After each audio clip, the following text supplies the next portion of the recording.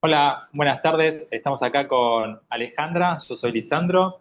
Estamos en Hablemos de Dios. Este es el cuarto podcast y vamos a hablar de algo que tiene mucho que ver con Dios, que es el tema de la realidad.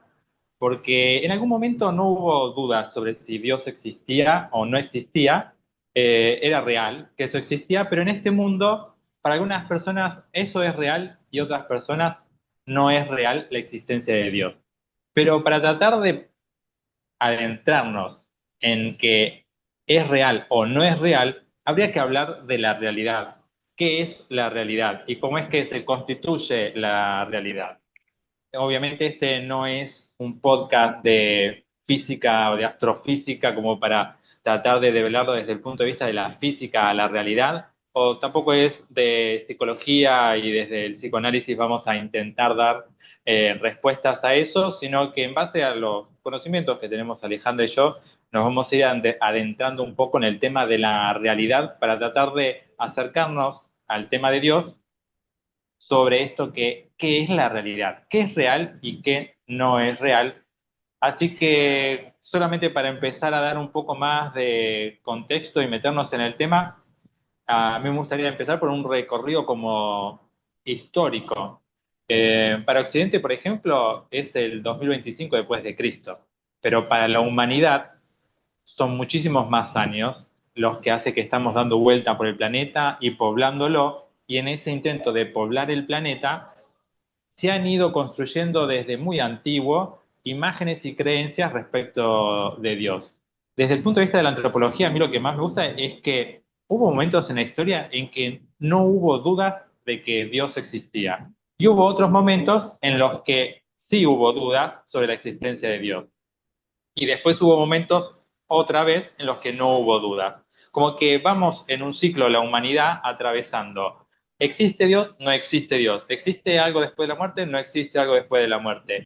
¿Existe un Dios o existen varios dioses? Esa parte es muy interesante y en la reconstrucción de la historia lo que se va viendo es que hay muchísimos más años del ser humano con fe en un Dios o en varios dioses que sin fe en Dios. O sea, los, por datarlo de alguna manera, hace más o menos 12.000 años atrás empieza todo lo que es la ganadería y la agricultura, y algunos antropólogos sostienen que ese es el momento en el que aparecen las religiones, porque dejaron de deambular por el mundo tratando de cazar mamut y otro tipo de faunas, y en esa sedentarización tuvieron un tiempo de ocio para poder preguntarse otro tipo de cosas y darse respuesta o tomar contacto con otro tipo de cosas.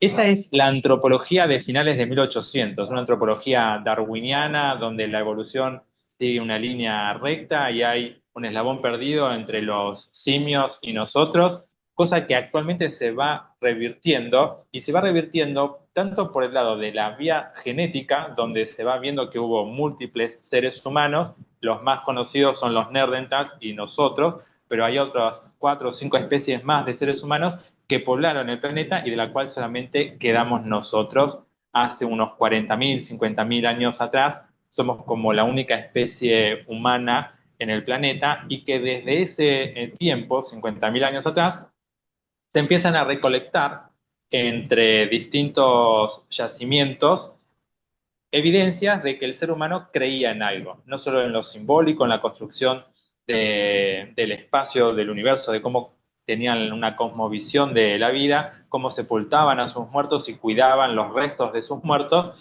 sino que empiezan a haber símbolos que dan cuenta de la creencia en algún tipo de entidad. Todo eso en 1800 o finales de 1800 con Darwin e incluso el inicio de Freud y todo el psicoanálisis van tipificando a esos seres humanos de hace unos 12.000 a 50.000 años atrás como si fuesen niños explorando el planeta. Pero la antropología actual encuentra lugares como Göbekli Tepe, que queda en Turquía, que es más o menos de unos 11.000 años atrás, que es de la etapa megalítica, o sea, de construcciones de piedra, en la que ahí mismo ya aparecen en un momento en el que el ser humano era nómada y todavía no estaba la agricultura y la domesticación de animales, y empieza a haber templos, empieza a haber un lugar en donde confluyen los seres humanos no a vivir, sino a tener experiencias de contacto con algo que no está en este planeta. Desde ahí empiezan un montón de mitos y leyendas respecto del Jardín del Edén, que son transmitidas a los sumerios, que son como de hace 5.000 años atrás, a los babilonios, a los asirios. Eso después llega un poco a Egipto, después llega al pueblo judío, que se conforman después Israel, y después llega a los cristianos. Todo este recorrido de Medio Oriente y medio europeo, ahí Turquía, Siria, Palestina, Egipto, se va un poco para Grecia después de esta misma mitología, tiene un correlato también en la India. Por ejemplo, hace unos 3.000 años atrás existía el culto a Dionisio, que Dionisio tiene características muy similares a Shiva en la India. Esas características similares que tienen creen que se fueron transmitidas de un pueblo al otro porque en esos 3.000 años atrás había un mercadeo ya, se llevaban cosas de un lado para el otro y en ese tráfico de mercadería también había tráfico de cultura. Y de esa manera pudieron llevar ideas, creencias de un pueblo al otro, aunque estén a miles de kilómetros de distancia. Pero todo eso en un momento en donde era real que existían los dioses y Dios. No sé, Ale, si vos en este momento de la historia querés agregar algo como... eh, Sí.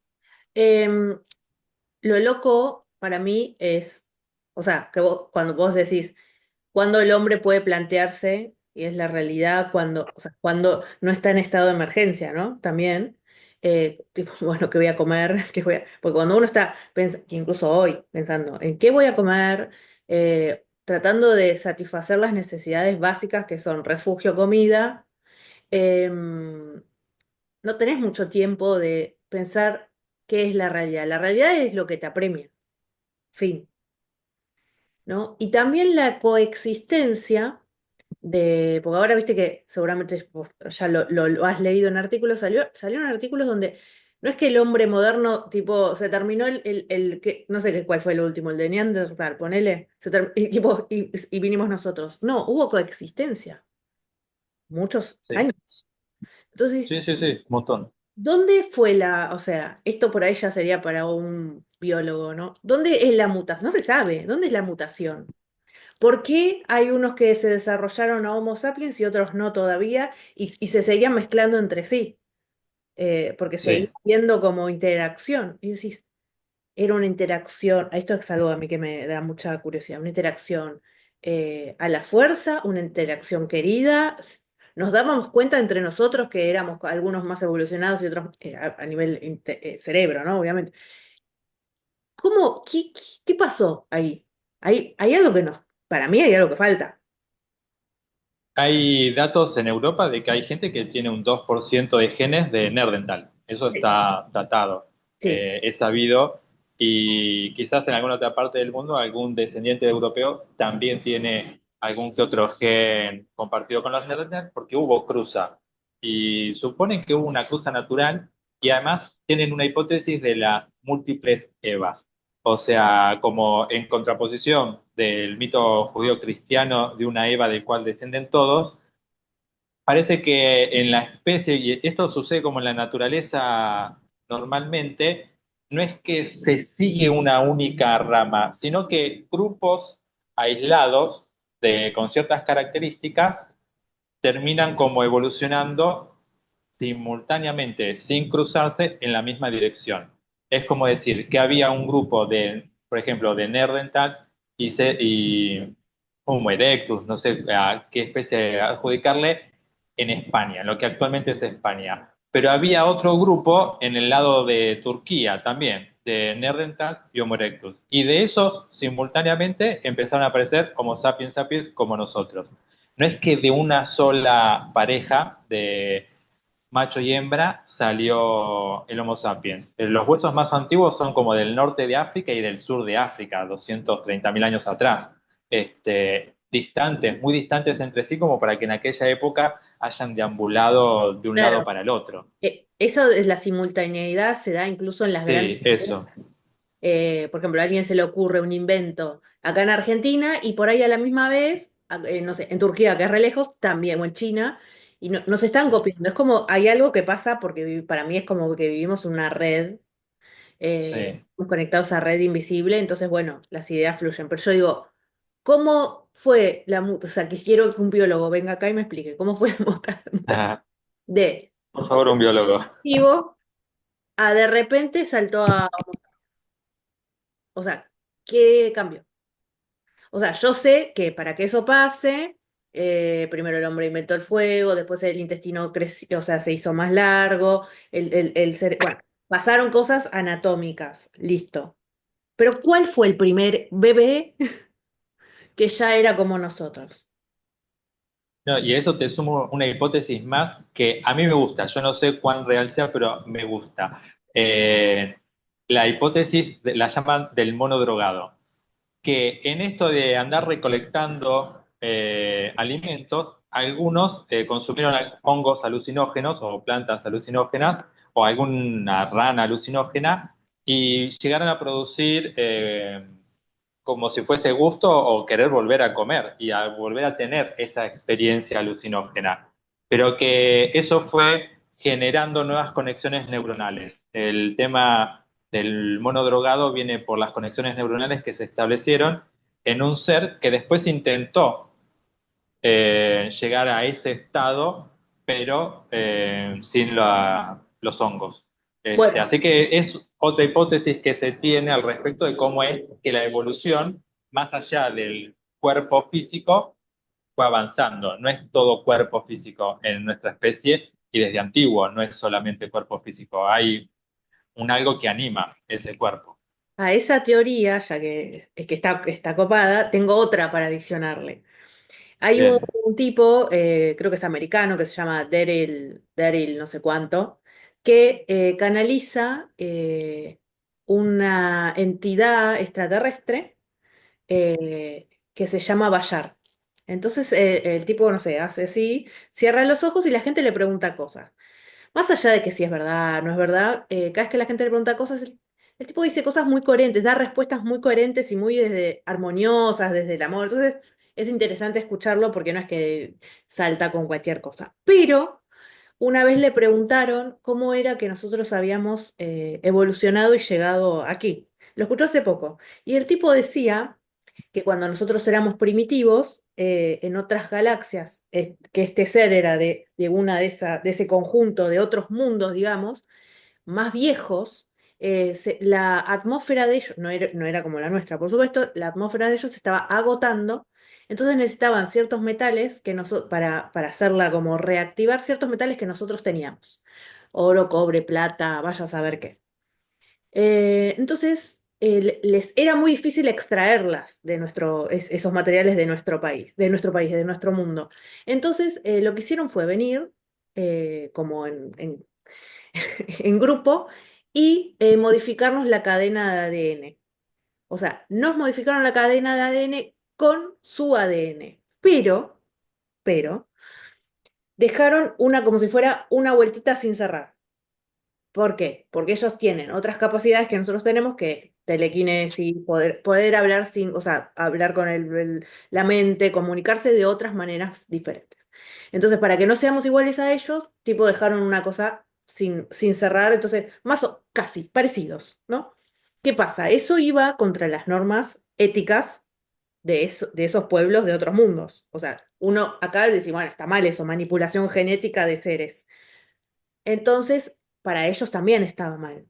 Entonces, como castigo, la corte de allá los obligó a estos extraterrestres, ya que ya le habían hecho la manipulación genética, que de ahí en más nos iban a tener que vigilar, o sea, como que ya éramos su responsabilidad nosotros. Y el tipo explica, cuando canaliza esta persona o este ser de otra galaxia, que nosotros hubiéramos evolucionado, pero quizás no así, seríamos diferentes. ¿Y qué pasa? Que el hombre sigue evolucionando, porque ahora está la física cuántica, sabemos que somos creadores de nuestra propia realidad, que después vamos a hablar de eso, ¿no?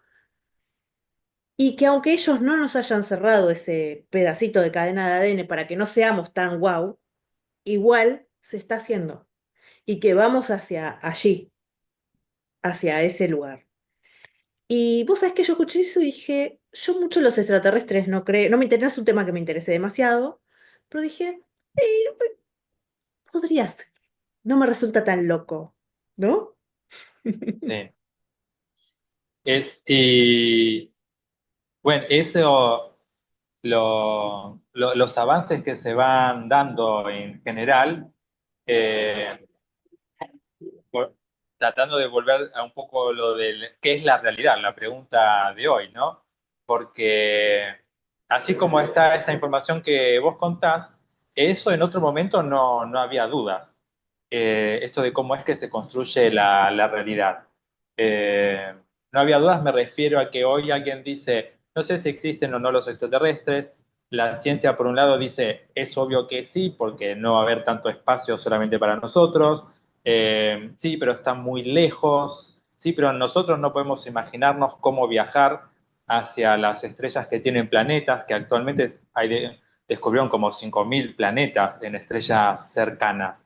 Eh, es, es ahí donde me parece que podemos empezar como a hacer foco sobre la realidad. Porque en algunos momentos de la historia para el ser humano la realidad es indiscutible y en otros momentos la realidad es completamente discutible como ahora? Ahora la realidad es completamente discutible para bien y para mal. Hay cosas que se están cuestionando, no sé, desde la ciencia esto, pusieron el telescopio James Webb a ver el Big Bang y se están encontrando con cosas que no estaban planificadas ver y que están como contradiciendo a la ciencia actual.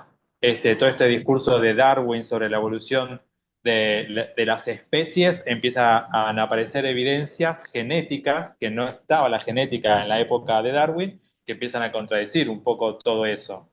Entonces, para bien algunas creencias o la realidad empieza a cambiar. Y en otras es como terrible porque se vuelve a estadios anteriores que se sentían como superados. Y en toda, para mí, esta crisis de la realidad, uno de esos temas es si existe o no existe Dios, si existió o no existió Dios, porque para algunos existió, pero está muerto, que era un poco lo que planteaba el Friedrich Nietzsche, el Dios ha muerto. No hay algo que pueda unir a la sociedad y darle un sentido de bien y de mal o un sentido en la vida. Y todo eso viene de la mano de la posibilidad. O sea, siempre la imagen o creencia en Dios estuvo relacionado con una vida posterior a esta. Y ahí empieza otra relación actual que es lo de la física, que empieza a ver la posibilidad de partículas subatómicas que pueden existir al mismo tiempo en distintos lugares y cosas muy llamativas que rompen con los paradigmas de la realidad, de esta realidad que para mí empezó a construirse en Occidente, hablando solamente en Occidente, porque en otros países del mundo no hay dudas, Dios existió siempre, si vas a la India, nunca desapareció Dios, podría llamarse Shiva, Ganesh o como quieran, Brahma, pero es muy interesante que eso no desapareció y eso hace que tengan cierto estilo de vida. Me parece que está bueno retomar esto que decías hace un rato respecto de la realidad, cuándo me la puedo cuestionar y cuándo no, en esos tiempos de ocio o cuando la vida apremia o no apremia. Eh, esa me parece como un punto de quiebre en la construcción de la realidad. ¿Que puedes hablar un poquito más de eso que Sí, planteaste en un momento? sí, totalmente. Sí, porque cuando uno está, o sea, está pasando, vamos a hoy, ¿no? No vayamos a la edad de piedra porque no sé, Sí, es más difícil todavía, me imagino, porque tipo venía un sí, lago gigante, te morfaba, un tipo, un león diente de sable, o sea, todo era cada 2 minutos morías, básicamente. Ahora que cada 2 minutos no morís, por suerte, igual, ¿qué pasa? Por ejemplo, vamos a la realidad argentina, que es donde nosotros vivimos. ¿Qué pasa? No llegas a fin de mes, tenés que pagar las cosas, el trabajo no va bien. Entonces, si tenés todo ese presente que estás viviendo, donde tus necesidades básicas están cubiertas muy ajustadamente o no están cubiertas, ¿qué te vas a plantear?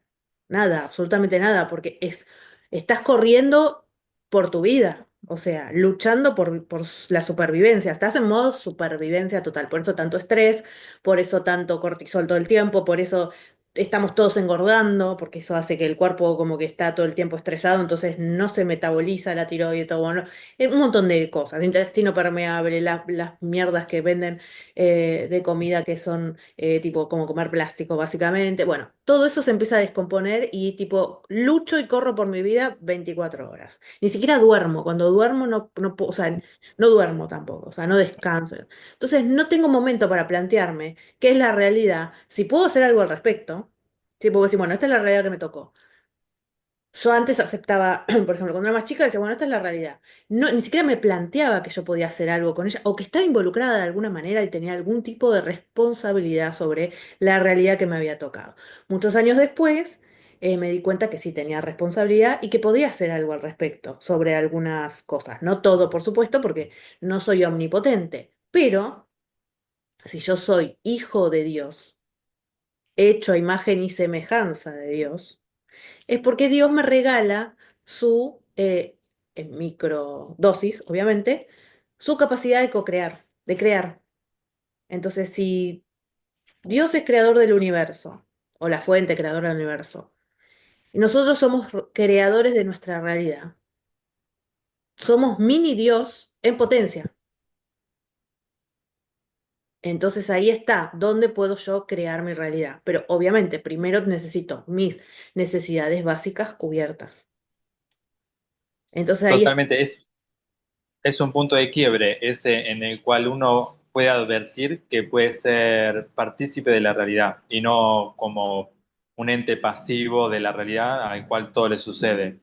Me parece que es clave, aunque uno no pueda definir cabalmente la realidad, es clave el momento en el que se da cuenta que puede influir en eso que está sucediendo y que puede transformarla, que puede construirla también. Porque hay mucha gente que hereda. Ah, nací acá y heredo todo, como, y no quizás desde un buen lugar, ¿no? Sino como que sienten que eso, que la vida es simplemente hacer lo que dicen los medios de comunicación, lo que dice la familia, los amigos, y, y es un estilo de vida que conlleva a sentir ciertas cosas también.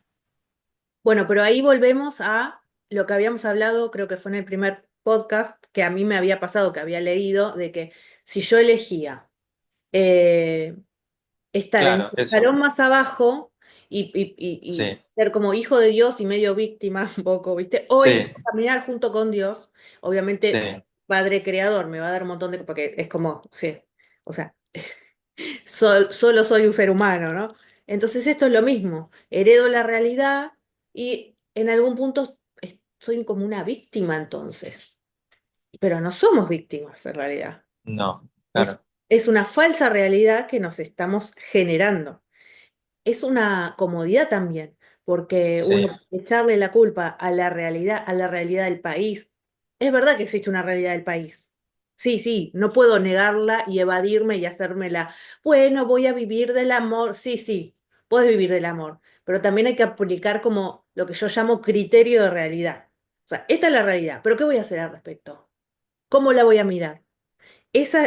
Ahí está nuestra, para mí, nuestra tarea para vivirla mucho mejor, porque si no, nos compramos todo esa, como vos decís, heredo la realidad, no me cuestiono nada, pobre de mí, que esto está pasando, ay, sí, todo está mal, pero no, tengo que, o sea, para mí el truco es darse cuenta que yo no soy una víctima, hay cosas obviamente que no puedo cambiar, porque no dependen de mí, pero un montón que sí puedo cambiar, que sí dependen de mí.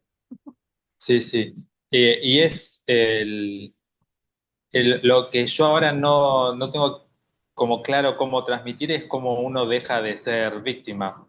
Yo lo que siento es que en un momento de mi vida, a través de ciertos cambios, lo que sentí, que también creo que lo hablamos en el primer podcast o por ahí, fue que no lo conté de esta manera, pero es como, primero sentí un agradecimiento muy grande por estar vivo, por la posibilidad de estar vivo. Y segundo, sentí que tenía que ser recíproco con esa posibilidad, que tenía como que devolver lo bueno que me había sucedido a mí. Y ahí empecé a sentir que o la vida me pasaba por encima o desde un buen lugar yo le pasaba la vida. no yo como desde el ego, sino como cambiando esta dirección de fuerzas en la que da la sensación de que la realidad es como el mar que te pasa por encima y no puedes hacer nada, o uno tiene en realidad también la fuerza como para influir, sí, obviamente en algunos eventos, por lo general los más cercanos que te rodean, eh, sobre esto que, ¿qué es la realidad? ¿Qué es lo que pasó? Viste, tenés una discusión con alguien y después decís, ¿qué pasó? ¿O por qué nos estamos peleando? ¿Cómo llegamos a pelearnos? O también lo mismo, ¿cómo llegamos a esta situación que está buena? Como yo veo mucho que la gente se pregunta sobre sus conflictos y reflexiona sobre sus conflictos, pero hay poca reflexión sobre las cosas buenas que le van pasando. Es Total. como que las cosas buenas que le van pasando se parecen a un helado. Se lo comió, ya está, listo, a otra cosa. Pero, ¿cómo llegaste a comerte ese helado? ¿Cómo llegaste a una buena situación en tu vida? Es como que vale la pena también reflexionarla. Ese tipo de reflexión es la que para mí nos acerca a la realidad, a ver qué fue lo que pasó en realidad. ¿Qué quería hacer? ¿Qué quise hacer? ¿Qué no dije? ¿Qué dije? ¿Cómo fue que terminamos en esa situación, ¿no?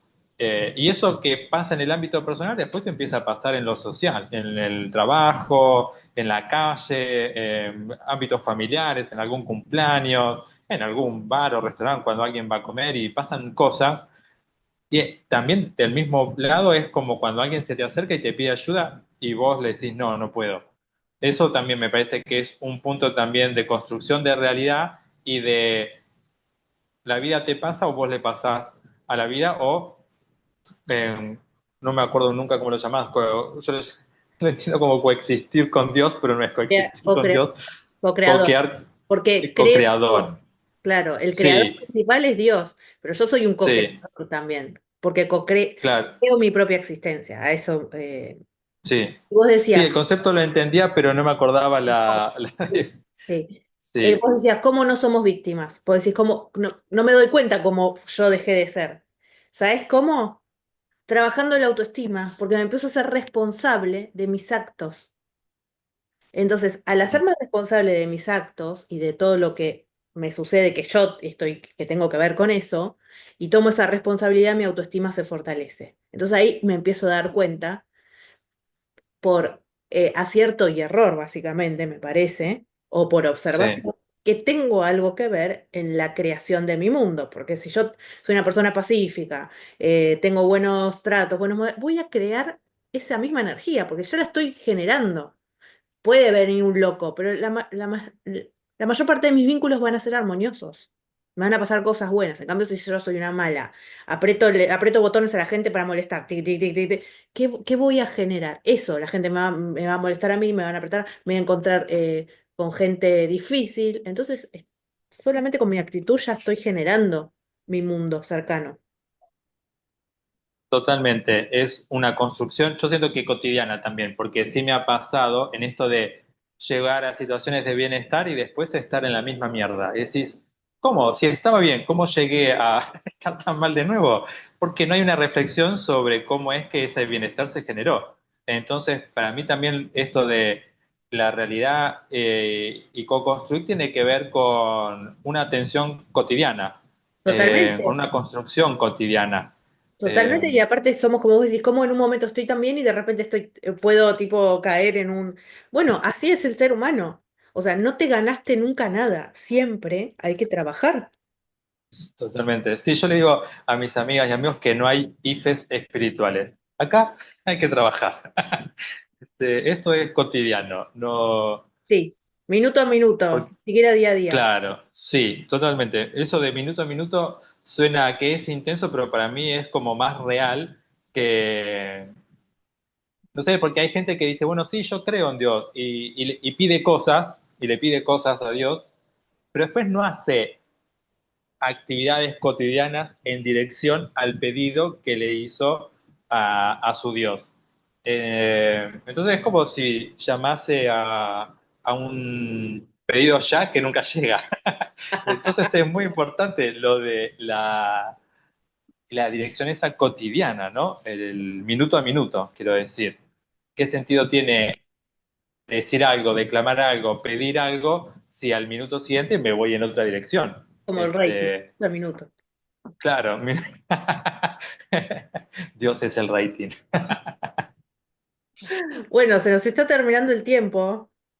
Bien. Bueno, ¿Cuánto nos queda? Como para hacerlo, porque yo me perdí hablando. yo estoy en 31 en el mío, acá, en mi reloj. Terminamos. Seguimos en otro podcast, entonces, Seguimos en porque el quedó mucho por 2. hablar. Sí, y creo Dale. que es infinito. Bueno, nos vemos la Es próxima. infinito, sí, sí. Pero seguimos el próximo jueves, entonces. Nos vemos el próximo jueves. Nos vemos el próximo jueves. Chau, chau.